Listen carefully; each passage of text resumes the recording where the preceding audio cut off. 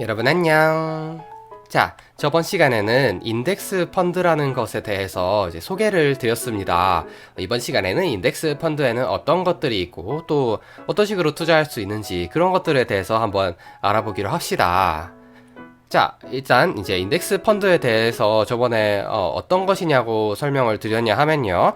주식시장에 이런 식으로 뭐 삼성전자, SK하이닉스 등의 주식들이 상장이 되어 있다고 치면 이 주식들을 그 시가총액 비율 그대로 투자를 했을 경우에 코스피 지수만큼의 수익을 먹을 수가 있겠죠. 그래서 이런 식으로 포트폴리오를 구성해서 투자를 하면 개별 종목에 투자를 하는 것보다 리스크를 줄이고 안정적인 수익을 먹을 수 있다라고 말씀을 드렸습니다. 이런 발상의 착안에서 나온 게 바로 인덱스 펀드라는 금융 상품인데요.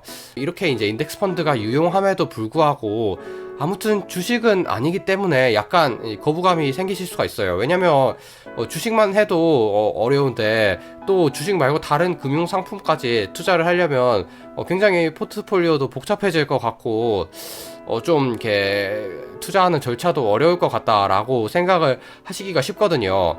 하지만 이 인덱스 펀드라는 것의 장점은 여기서 나오는데요. 바로 이 코덱스 200이라는 예를 들어 인덱스 펀드의 페이지에 들어가 보시면 마치 주식 같다는 거를 알 수 있죠. 위에 보시면 이제 3730원이라고 가격도 적혀 있고 무언가 뭐 시가총액도 있고 주식처럼 생겼어요. 그래서 사실은 이게 주식처럼 우리가 검색을 해서 들어간 다음에 구매를 할 수가 있습니다. 말하자면 예를 들어 코스피 목록에서 보셔도 심지어 코스피 32위에 등재가 돼 있거든요. 굉장히 인기가 많은 인덱스 펀드라는 것을 알 수 있죠. 이렇게 많은 인기를 구가하는 이유 중에 하나가 무엇이냐면 주식처럼 간편하게 구매를 하고 판매할 수 있다라는 점이라는 것을 말씀을 드리려고 합니다. 그래서 이러한 주식처럼 거래 가능한 인덱스 펀드를 바로 ETF라고 부르는데요. 자, ETF에 뭐 어떤 종류가 있는지 알아보기 전에 일단 이 코덱스 200 같은 경우에는 보시면 삼성전자, SK하이닉스, 네이버 이렇게 순서대로 아까 전에 봤던 그 시가총액 상위에 있었던 주식들이 나와 있죠. 코덱스 200이라는 ETF를 사시면 삼성전자, SK하이닉스, 네이버, 셀트리온 등등의 주식에 각각의 시가총액 비율대로 투자를 하는 것과 같은 효과를 누릴 수 있다라는 것을 아실 수가 있고요. 뭐 그래프로 보셔도 마찬가지로 코스피 지수랑 코덱스 200의 가격 그래프랑 똑같이 움직인다는 것을 아실 수가 있죠. 그래서 되게 안심하고 투자를 하셔도 괜찮을 것 같고요. 또 이제 코덱스 200 말고도 이게 검색을 해보시면 타이거 200 같은 비슷한 이름의 ETF도 있거든요. 이것은 무엇이냐 하면 사실은 코덱스 200이랑은 같은 종류인데 단지 운용사가 달라서 뭐 삼성 자산운용이냐 미래에셋 자산운용이냐 이 차이일 뿐이지 서로 상호 호환 가능한 존재라는 것을 뭐 알아두시면 될 것 같고요. 그럼 또 이제 이 코덱스 200처럼 이 코스피 지수를 추종하는 것만 있냐 하면 그것도 아니고요. 예를 들어 미국 S&P 500 지수를 추종하는 인덱스 펀드도 있습니다. 이 워렌 버핏 오빠가 그렇게 강조하셨던 미국 S&P 500 지수 추종 인덱스 펀드죠. 한국에서도 이와 같이 투자를 하실 수 있다는 점을 알아두시면 굉장히 유용할 겁니다.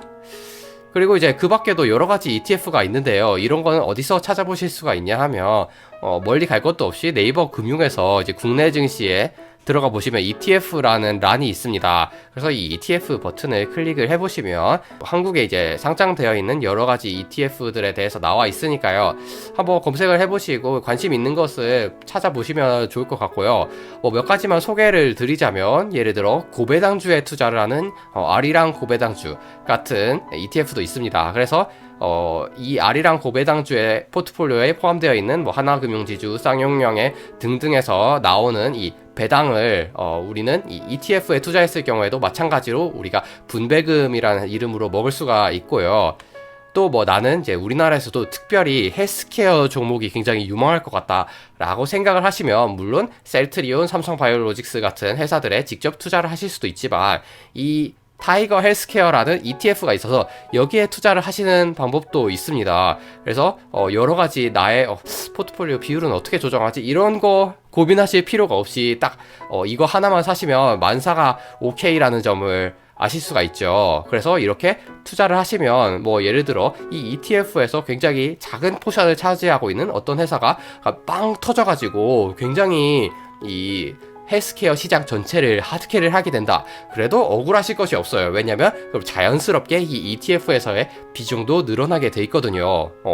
그렇기 때문에 이러한 ETF에 투자를 하시면 이 리스크를 줄이고 그러면서도 안정적인 수익률을 추구하실 수 있는 효과를 누리실 수가 있고요.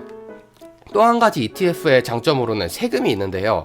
이 세금이라는 것은 언제 발생하냐 하면 보통 주식을 거래할 때 이 증권거래세라고 합니다. 그래서 매수를 하고 매도를 하면 이 매도 금액의 0.3%만큼의 증권거래세를 자신이 이 돈을 땄냐 잃었냐에 상관없이 갈취를 해갑니다. 그래서 특히 주식을 많이 거래하시는 분들은 이 증권거래세가 상당히 부담이 되죠. 근데 ETF는 어떠냐 하면 세금이 없습니다. 이 증권거래세가 없기 때문에 그런 점에서도 굉장히 이 주식에 비해서 상대적인 우위를, 즉 이 상대적인 매력을 돋보이게 하는 측면이 있다고 말씀을 드릴 수가 있겠습니다.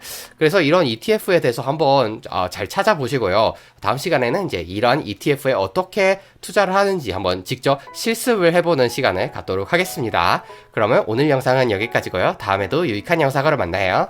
안녕.